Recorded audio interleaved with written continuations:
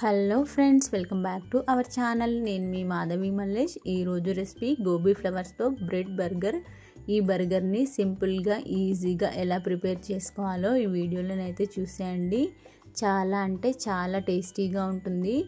ఎప్పుడైనా ఆకలి వేసినప్పుడు, ఇంట్లో తినడానికి ఏమీ లేనప్పుడు ఒక గోబీ ఫ్లవర్స్తోనే ఈ బ్రెడ్ బర్గర్ని ఈజీగా చేసేయండి. 2-3 నిమిషాల్లోనే ఈజీగా రెడీ చేసుకోవచ్చు. బయట తినే వాటికన్నా ఇంట్లో చేసుకున్నవి చాలా హెల్దీ, అలాగే టేస్టీగా ఉంటాయి కదా.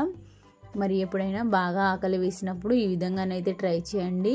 మళ్ళీ మళ్ళీ తినాలి అనిపించేంత టేస్టీగా ఉంటుంది. హెల్త్కి కూడా చాలా మంచిది. మరి ఆలస్యం చేయకుండా ఈ గోబీ ఫ్లవర్ బ్రెడ్ బర్గర్లోకి వెళ్ళిపోదాం.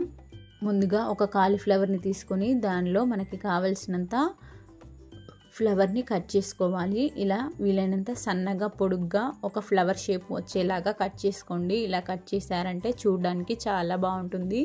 ఇలా వీడియోలో చూపించినట్టు సన్నగా పొడుగ్గా కట్ చేసుకొని ఒక బౌల్లోకి వేసుకొని కాస్త గోరువెచ్చని వాటర్లో వేసి ఒకసారి వాష్ చేసుకుంటే సరిపోతుంది. ఈ గోబీ ఫ్లవర్లో ఏమైనా చిన్న చిన్న పురుగులు లాంటివి ఉన్నా కూడా ఈ వేడికి ఇవి చనిపోతాయి. ఇలా ఫ్రెష్గా క్లీన్ చేసుకోవాలి. ఇలా ఫ్రెష్గా ఉన్నది అయితే చాలా బాగుంటుంది. ఇందులో అసలు వేస్టేజ్ అనేది ఏమీ ఉండకుండా ఉంటుంది. ఇప్పుడు ఒక ప్యాన్ పెట్టుకొని ఈ ప్యాన్లోకి ఒక 1/2 టేబుల్ స్పూన్ వరకు నెయ్యిని వేసుకొని బాగా హీట్ చేసుకోవాలి. ఈ నెయ్యి బాగా వేడిగా ఉన్నప్పుడే క్లీన్ చేసుకొని పెట్టుకున్న గోబీ ఫ్లవర్స్ని వేసి ఒక సైడ్ బాగా రోస్ట్ చేసుకోవాలి. ఇలా 2 వైపులా కూడా రోస్ట్ చేసుకోవాలి. ఒక సైడ్ రోస్ట్ అయిన తర్వాత ఇంకొక సైడ్కి తిప్పుకుంటే సరిపోతుంది. ఇలా కాస్త రంగులోకి మారేంత వరకు దీన్ని కదపకుండా రోస్ట్ చేసుకోవాలి. ఇలాంటి సన్నగా ఉండే చలాకి తీసుకొని ఇంకొక వైపుకి టర్న్ చేసుకుంటే ఈ పీసెస్ అనేవి విరిగిపోకుండా ఉంటాయి. ఈ విధంగా మొత్తం కూడా లో ఫ్లేమ్లోనే ఫ్రై చేసుకోవాలి.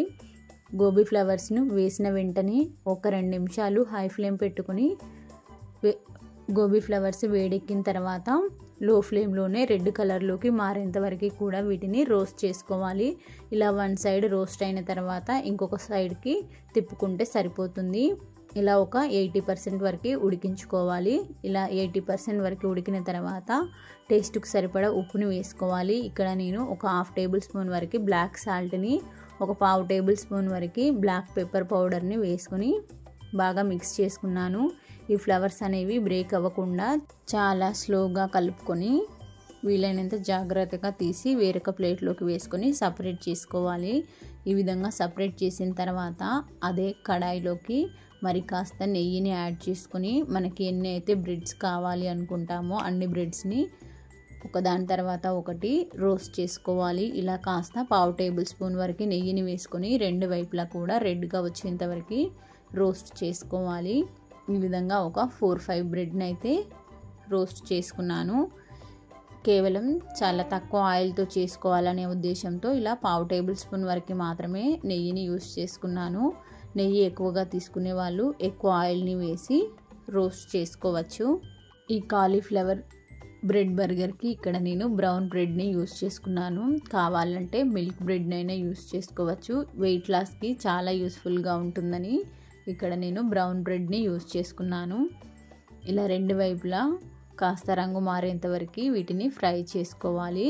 ఈ విధంగా మనకి ఎన్ని బ్రెడ్స్ కావాలి అనుకుంటే అన్ని బ్రెడ్స్ని రోస్ట్ చేసుకుని పక్కన పెట్టేసుకోవాలి. ఇలా పక్కన పెట్టేసిన తర్వాత ఒక్కొక్క బ్రెడ్ని తీసుకుని ఈ విధంగా గార్నిష్ చేసుకోవాలి. ఇలా వీడియోలో చూపించినట్టు ఒక బ్రెడ్ పెట్టిన తర్వాత దానిపైన రోస్ట్ చేసుకున్న కాలీఫ్లవర్ పీసెస్ని ఒక 1/2 టేబుల్ స్పూన్ వరకు టొమాటో కెచప్ని వేసుకోవాలి. టొమాటో కెచప్ వేసిన తర్వాత మరొక బ్రెడ్ పెట్టుకొని కాలీఫ్లవర్ పీసెస్, టొమాటో కెచప్ ఈ విధంగా ఒక 4 బ్రెడ్లను అయితే సెట్ చేసుకున్నాను. ఈ విధంగా చేసినట్లయితే కాలీఫ్లవర్ బ్రెడ్ బర్గర్ అనేది రెడీ అవుతుంది. ఈ విధంగా ప్యాకెట్లో వస్తుంది కదా టొమాటో కెచప్, ఈ టొమాటో కెచప్ని అయితే యూస్ చేసుకున్నాను. ఇదైతే చాలా టేస్టీగా ఉంటుంది. బ్రౌన్ బ్రెడ్ కాబట్టి వెయిట్ లాస్కి కూడా చాలా యూస్ఫుల్గా ఉంటుంది. అంతే సింపుల్గా ఒక 2-3 నిమిషాల్లోనే ఈజీగా ఈ కాలీఫ్లవర్ బ్రెడ్ బర్గర్ అనేది రెడీ అవుతుంది. ఎప్పుడైనా వేరే ఏ టిఫిన్లు చేయలేనప్పుడు ఈ విధంగా 2 నిమిషాల్లో కాలీఫ్లవర్ బర్గర్ని చేసి ఇచ్చేయండి. చాలా టేస్టీగా వేడివేడిగా తీసేసుకోండి. నచ్చితే లైక్ చేసి సబ్స్క్రైబ్ చేయండి.